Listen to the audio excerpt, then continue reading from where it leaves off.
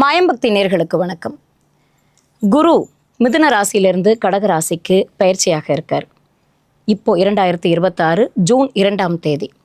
இதுக்கு 12 ராசிக்காரங்களுக்கான பலன்கள்லாம் என்னென்ன அப்படிங்கிறத இன்னைக்கு நம்ம அரங்கத்துக்கு வாழ்க நலமுடன் ஜோதிடர் டிஜே சுந்தரபாண்டி அவர்கள் நம்மோட இணைஞ்சிருக்காங்க. அவங்க கிட்ட எல்லா விஷயத்தையும் கேட்டு தெரிஞ்சுக்கலாம்.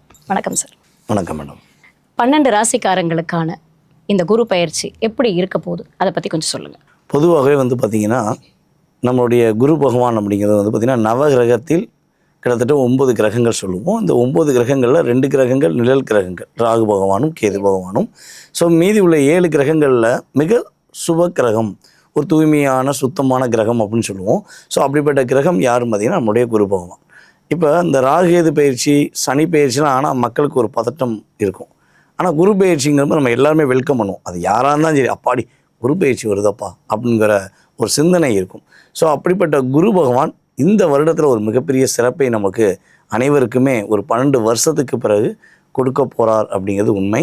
ஸோ அது என்ன சிறப்பு அப்படின்னா, நீங்கள் சொன்ன மாதிரி மிதுன ராசியிலிருந்து தன்னுடைய அடுத்த கட்ட நகர்வான கடக ராசிக்குள்ளே அவர் போகக்கூடிய இந்த அற்புதமான காலம் ஒரு 12 வருஷத்துக்கு ஒருக்க நடக்கக்கூடிய செயல்பாடு. ஏன்னா குரு ஒரு ராசியை விட்டு இன்னொரு ராசியை கடப்பதற்கு 1 வருட காலம் எடுத்துக்கிடுவார். அதிசாரமாக முன்னோக்கி போவார், பின்னோக்கி அப்புறம் வக்ரமாகி வருவார். அப்படிங்கிறது கூட பொதுவாகவே ஒரு ராசியிலேருந்து அவர் மெயினாக ஒரு குரு பயிற்சி அப்படிங்கிறது 1 வருஷத்துக்கு ஒருக்க நடக்கக்கூடிய ஒரு செயல்பாடு. ஸோ இந்த செயல்பாடானது பார்த்திங்கன்னா இந்த வட்ட கடகத்துக்குள்ளே வர்றது அப்படிங்கிறது நம்மளுடைய குரு பகவானுக்கு மிக பிடிச்ச வீடே கடகராசி தான், உச்ச வீடு. ஆமாம், அந்த வீட்டில் தான் அவர் உச்சம் அடைகிறார்.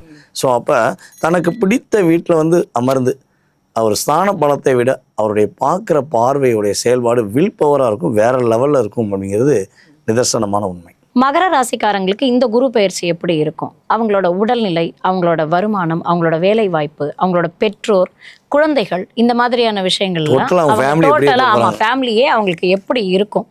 அவங்க என்ன பண்ணணும், என்ன பண்ணக்கூடாது? பொதுவாக மகர ராசிக்காரங்கன்னா கொஞ்சம் ஸ்லோ அண்ட் ஸ்டடின்னு தான் சொல்லி கேள்விப்பட்டிருக்கோம். ஸோ இப்போ இந்த காலகட்டம் குரு பயிற்சி ஆகிறார். இப்போ இந்த எக்ஸாம்ஸுக்கெலாம் ப்ரிப்பேர் ஆகிட்டு இருக்க ஸ்டூடெண்ட்ஸ் இருப்பாங்க, இந்த குரூப் எக்ஸாம்ஸு, இந்த மாதிரியான நீட் எக்ஸாம்ஸ், இந்த மாதிரி எக்ஸாம்ஸுக்கெலாம் ப்ரிப்பேர் ஆகிற ஸ்டூடெண்ட்ஸ் இருப்பாங்க. அவங்களில் மகர ராசிக்காரங்களுக்கு என்ன செய்யணும், என்ன செய்யக்கூடாது, இந்த வாட்டி அவங்களுக்கு சக்ஸஸ் இருக்குமா, அதை பற்றி சொல்லுங்கள். பொதுவாகவே நீங்கள் சொன்ன மாதிரி மகர ராசிக்காரங்க தன்னுடைய குடும்பத்துக்காக வாழக்கூடியவங்க. தனக்காக வாழ்வதை விட தன்னுடைய குடும்பத்துக்காக தியாகமாக வாழக்கூடியவங்க தான் மகர ராசிக்காரங்க. ஸோ இப்போ கிட்டத்தட்ட ஒரு 7.5 வருஷத்தில் நிறைய பிரச்சனை, நிறையா போராட்டங்களை, ஏமாற்றங்களை, நிறைய துரோகங்களை அப்படிங்கிற செயல்பாடுகளை சந்திச்சிட்டாங்க. இந்த 7.5 வருஷத்தில் மகர ராசிக்காரங்க சந்திக்காத பிரச்சனையே கிடையாது. பிரச்சனைனா மகரத்துக்கு உண்டு அப்படிங்கிற மாதிரி தான் 7.5 வருஷமாக நிறைய அனுபவ பாடங்களை கற்றுக்கிட்டாங்க. ஸோ இப்போ 12 வருஷத்துக்கு ஒரு முறை குரு பகவான் மகர ராசிக்கு 7ஆம் இடத்துக்கு வருவார். ஸோ இப்போ தான் 7ஆம் இடத்துக்கு அதாவது 7ஆம் இடத்துக்கு உள்ளே குரு மகரத்தை பார்க்க. அப்போ மகர ராசிங்க இனிமே தன்னுடைய வாழ்க்கையில் எல்லா விஷயங்களிலும் வெற்றி பெற போகிறாங்க, எல்லா விஷயங்களிலும் மகிழ்ச்சி அடைய போகிறாங்க. எந்த எக்ஸாம் எழுதினாலும் மகர ராசிக்காரங்க எழுதுகிறாங்கன்னா அந்த இடத்துல உறுதியாக வெற்றி அப்படின்னு சொல்லக்கூடிய அளவுக்கு அவங்களுடைய செயல்பாடு ஒரு மாற்றத்தை சந்திக்க போகுது. அதே போல் மகர ராசியை குரு பகவான் பார்க்காரு, மகர ராசிக்கு 3ஆம் வீடை பார்க்காரு, மகர ராசிக்கு 11ஆம் வீடையும் குரு பார்க்கார். அப்போ இந்த பார்வைங்கிறது எப்படின்னா, மகர ராசி வீட்டில் ஒரு சுப நிகழ்ச்சி உண்டு. அது அவங்க முன்னும் மகர ராசிக்காரங்களுக்கு கல்யாணம் முடிக்கலாம், அல்லது மகர ராசிக்காரங்களுடைய இளைய சகோதர சகோதரி, மூத்த சகோதர சகோதரிக்கு கல்யாணம் முடிக்கக்கூடிய பாக்கியம் உண்டு. எங்கள் கல்யாணம்லாம் முடிஞ்சிருச்சு, கடவுள் சட்டப்படி டைவர்ஸ் வாங்கிட்டோம், ஸோ மேபி என்னை விட்டு என்னுடைய பார்ட்னர் போயிட்டாங்க அப்படின்னா 2வது திருமணத்துக்காக காத்திருக்காங்கன்னா அவங்களுக்கு 2வது திருமணத்துக்கான பாக்கியத்தை உறுதியாக குரு பகவான் கொடுப்பார். அந்த 2வது திருமணத்தின் மூலமாக மிகப்பெரிய மகிழ்ச்சியும் குரு பகவான் கொடுப்பாருங்கிறது நிதர்சனமான உண்மை. குழந்தை பாக்கியம் கிடைக்கக்கூடிய பாக்கியம் உண்டு. ட்ரீட்மெண்ட் எடுக்கவே தேவையில்லை. கணவன் மனைவியாக அந்யுன்யமாக வாழ்ந்தால் மட்டும் போதும், ஆட்டோமேட்டிக்காக குழந்தை பாக்கியம் குரு பகவானுடைய அருளால் நம்முடைய மகர ராசிக்காரங்களுக்கு உறுதியாக கிடைக்கும். அதே போல் சிறு வயதிலேருந்து போராட்டம் போராட்டம் போராட்டம், நான் எவ்வளவோ கஷ்டப்பட்டேங்க, 10-12 வயசுலேருந்து நான் இன்னும் போராடிக்கிட்டு இருக்கேன் அப்படின்னு நினைக்கக்கூடிய மகர ராசி போராட்டத்துக்கு ஒரு விடிவு காலம் உண்டு. எப்பொழுதுமே மகரத்துக்கு பார்த்திங்கன்னா 12 வருஷத்துக்கு ஒருக்க வாழ்க்கை மாறிக்கிட்டே இருக்கும். தன்னுடைய வாழ்க்கையில் 12 வயசில் ஒரு போராட்டத்தை சந்திச்சிருப்பாங்க, 24 வயசுக்கு அப்புறம் இன்னொரு மாற்றத்தை சந்திச்சிருப்பாங்க, திரும்ப 36 வயசுக்கு அப்புறம் தான் மிகப்பெரிய முன்னேற்றத்தை சந்திச்சிருப்பாங்க. மகர ராசி எப்போவுமே நீங்கள் சொன்ன மாதிரி ஸ்லோங்கிறது என்னென்னா அவங்க மற்றவங்களுடைய விஷயங்களை ரொம்ப ஸ்பீடாக செஞ்சுருவாங்க. நிறைய பிரச்சனைக்கு மற்றவங்க பிரச்சனைனா நைட்ஸ் தூங்கும்போது கூட பிரச்சனைப்பான்னு சொன்னால் உடனே நைட்டு எழுந்துச்சி ஓடி போகிற ஆளுங்க தான் மகர ராசிக்காரங்க. ஆனால் தன்னுடைய பிரச்சனையை தள்ளி போடுவாங்க. பார்த்துக்கலாம், நடக்கட்டும், சரியாயிடும் அப்படின்னு இயல்பாகவே தள்ளி தள்ளி போடுவாங்க. அதில் தான் இவங்க நிறைய ஸ்லோவாவாங்க. ஸோ இவங்களுடைய விஷயங்களை நல்லா புரிஞ்சுக்கிட்டவங்க என்ன பண்ணுவாங்கன்னா இவங்க சுயநலமாக இவங்களை பயன்படுத்திடுவாங்க. அதில் மனசு நொந்து தான் என்ன நடந்தாலும் பரவாயில்ல அப்படின்னு சொல்லி ஏற்றுக்கக்கூடிய தன்மையில் மகர ராசிக்காரங்க கடந்த காலங்களில் வாழ்ந்துக்கிருக்காங்க. ஸோ அந்த நிலை மாறப்போகுது. இவங்களுக்காக இவங்க வாழ்க்கையில் வெற்றி பெறக்கூடிய தன்மை இந்த குரு பயிற்சிக்கு அப்புறம் உறுதியாக மகர ராசிக்கு ஏற்படுங்கிறது உண்மை.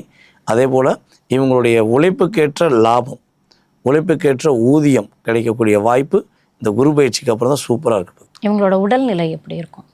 ஆரோக்கியம் சார்ந்த விஷயங்கள் பார்க்கும்பொழுது பார்த்திங்கன்னா மகர ராசிக்கு இனிமேல் தான் சூப்பராக இருக்கும். ஆரோக்கியத்தில் உணவு பழக்க வழக்கங்களை மட்டும் இவங்க கொஞ்சம் கவனம் செலுத்தணும். ஏன்னா அதில் சின்ன சின்ன பிரச்சனை. ஏன்னா சாப்பாடு விஷயத்தில் மகர ராசி தனக்காக கண்டுக்கிறதே கிடையாது. அன்டைம் சாப்பிட்றது, சாப்பாடு சில நேரங்கள் சாப்பிடாம இருக்கிறது, ஸோ இதெல்லாம் நிறையா இருக்குது. ஸோ அதை சரி செஞ்சுக்கிட்டாங்கன்னா ஆரோக்கியம் சூப்பராக இருக்கும். இவங்களுக்கான பரிகாரம் மகர ராசிக்காரங்க பார்த்திங்கன்னா இந்த குரு பயிற்சி காலங்களில் அம்மன் வழிபாடு செய்வது அற்புதமாக இருக்கும். அவங்க வீட்டு பக்கத்தில் மாரியம்மனோ அல்ல பத்ரகாளியம்மனோ இருக்காங்கன்னா ஸோ அவங்கள வழிபாடு செய்வது சூப்பராக இருக்கும்.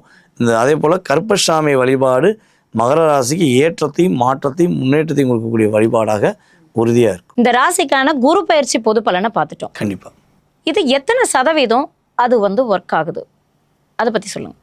பொதுவாகவே பார்த்திங்கன்னா நம்ம நிறைய மாற்றம் வரும், நிறைய முன்னேற்றம் வரும். உங்களுக்கு வீடு கிடைக்க போகுது, வண்டி வாகனம் வாங்க போகிறீங்க, வீடு கட்ட போகிறீங்க. ஸோ நம்ம ஏதாவது சொல்கிறோம் அப்படின்னா கிட்டத்தட்ட பார்த்திங்கன்னா இது பொது பலன், குரு பயிற்சிக்கான பொது பலன் சொல்லி சொல்லும்போது 20-30% ஒரு மாற்றம் உண்டு.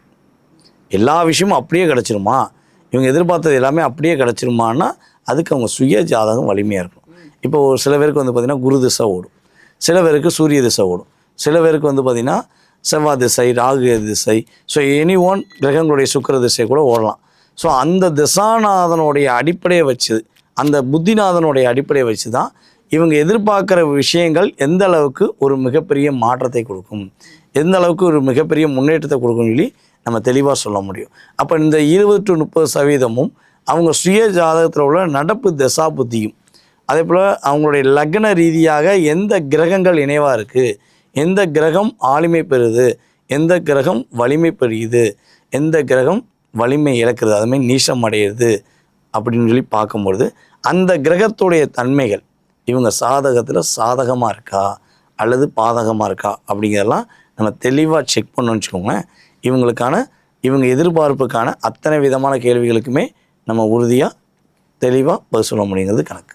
என்ன பொது பலன்களை பார்த்தாலும் சுய ஜாதகத்தை பார்த்தாதான் அவங்களுக்கு சாதகமா பாதகமாங்கிறத பற்றி நம்ம கணிக்க முடியும். அதனால அவங்களோட சுய ஜாதகத்தை ஒரு தடவை செக் பண்ணிக்கிறது ரொம்ப நல்லதுன்னு சொல்ல வரீங்க. கண்டிப்பா. இப்போ இந்த குரு பயிற்சி பலன்கள் எல்லாம் பார்த்தோம். கண்டிப்பா நிறைய விஷயங்களை எங்களோட ஷேர் பண்ணிக்கிட்டீங்க. ரொம்ப நன்றி. ரொம்ப நன்றி.